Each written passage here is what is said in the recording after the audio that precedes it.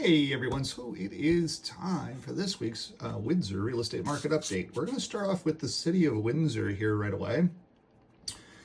It was a little bit of a slower week, but it is typical when school gets started that our weeks are a little bit slower, but we're not seeing anything concerning in the data sets. Everything is holding exceptionally steady in the city of Windsor real estate market. So we have a total of 1,381 listings, which was down 7 month over month.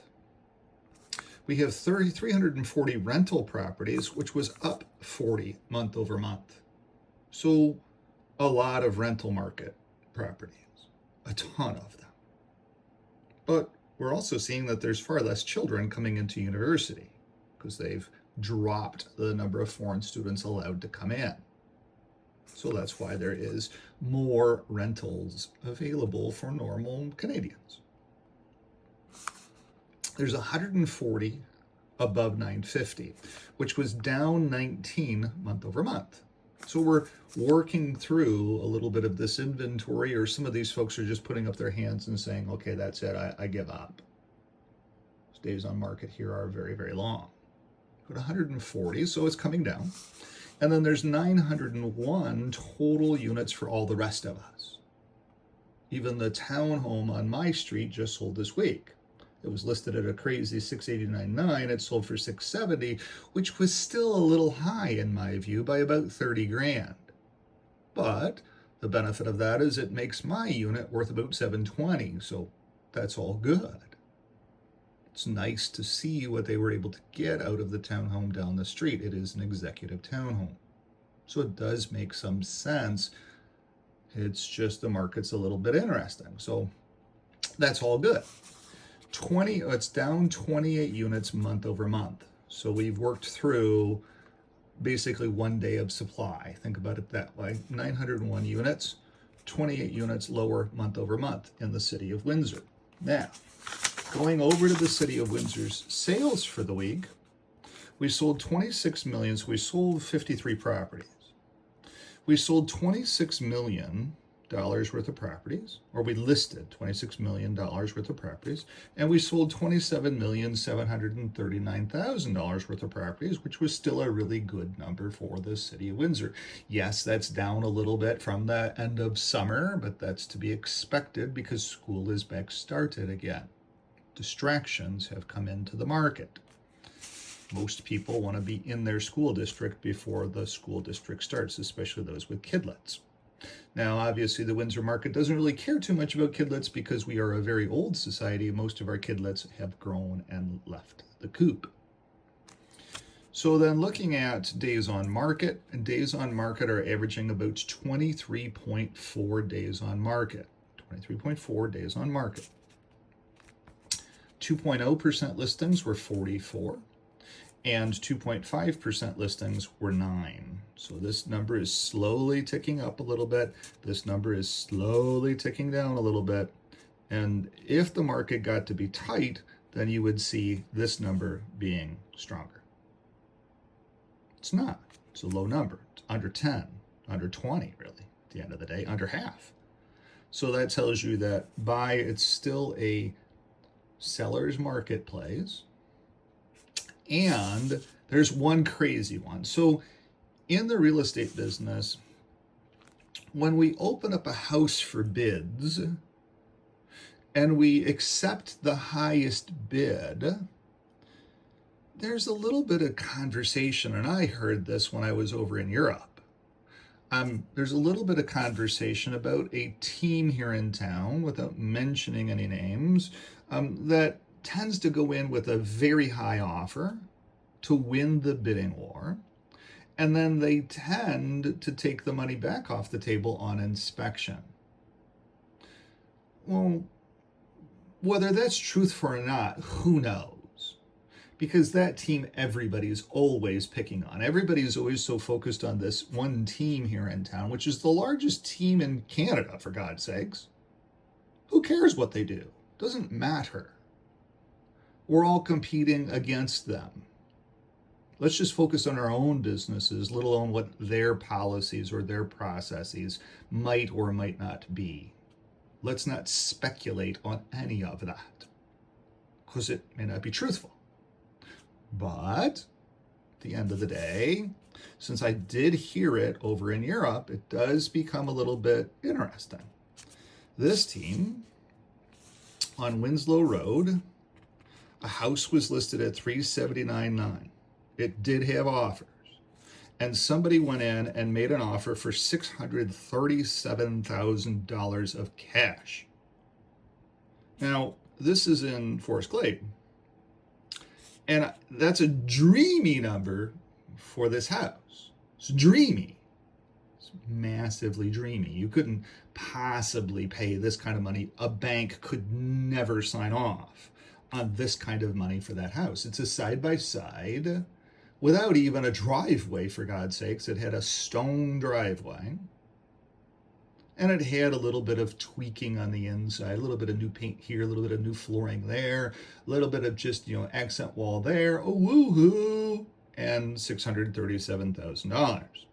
As you can see, I'm not paying any attention to who that team was. I'm keeping that away.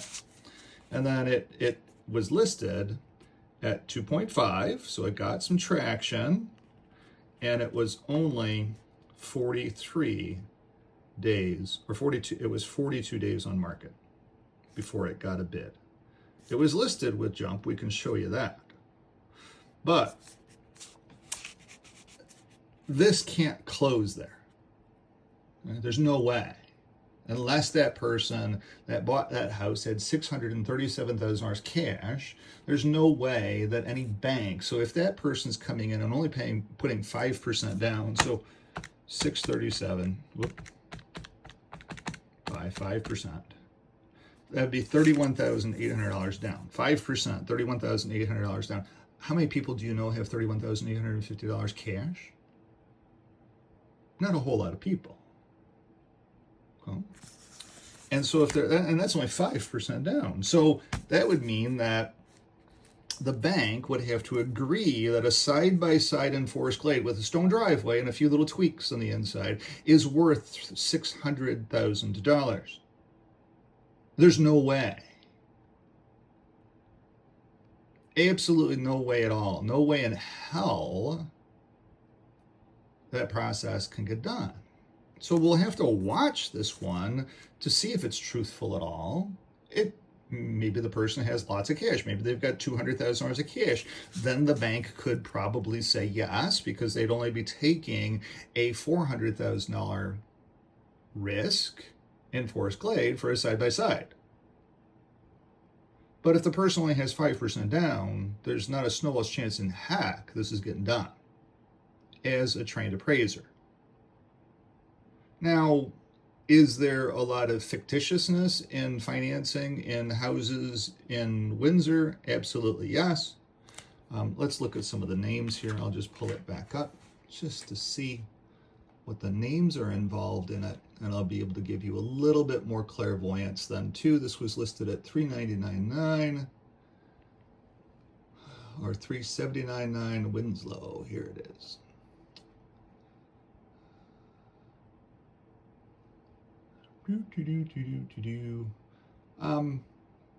Chances are no.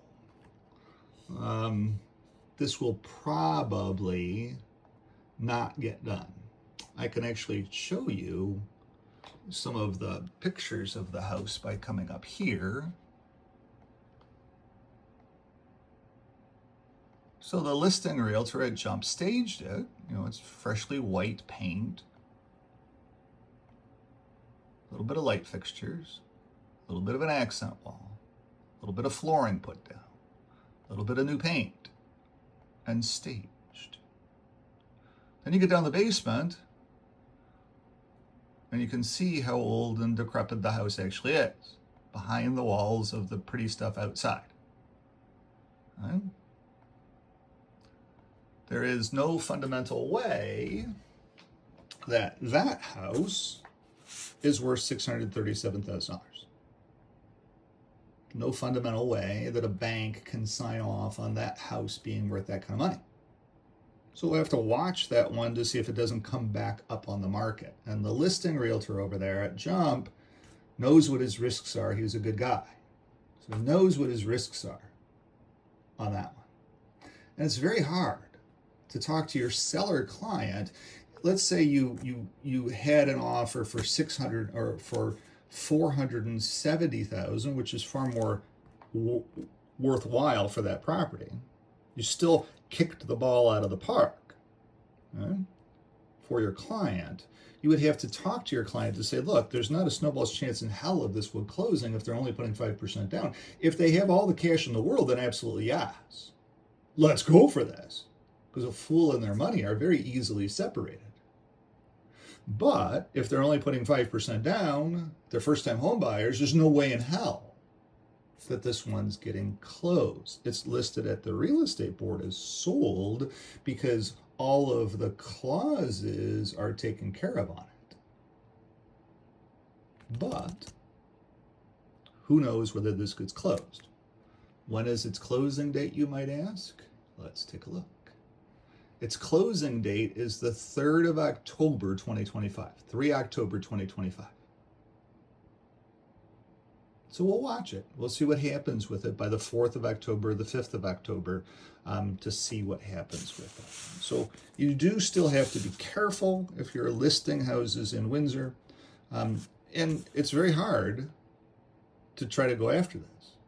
The thought process is, hey, if we go after this and it closes by some stupid miracle, then everybody else's house on that road is worth $637,000 because the bank signed off on it. That's the problem. Whereas on my road, if you can see on my road, Aspen Shore here, this one was listed at $689,900, which is exactly similar, only mine has more upgrades. Mine has a finished basement. Mine has additional upgrades on the main floor. The one thing that house has is it has a little bit better curb appeal than mine does because she's got fancy English gardens in the front yard, which look beautiful. They do. And it sold for $670,000. So at the end of the day, I can use that as an appraiser to say, okay, I've got a finished basement that's worth $50,000.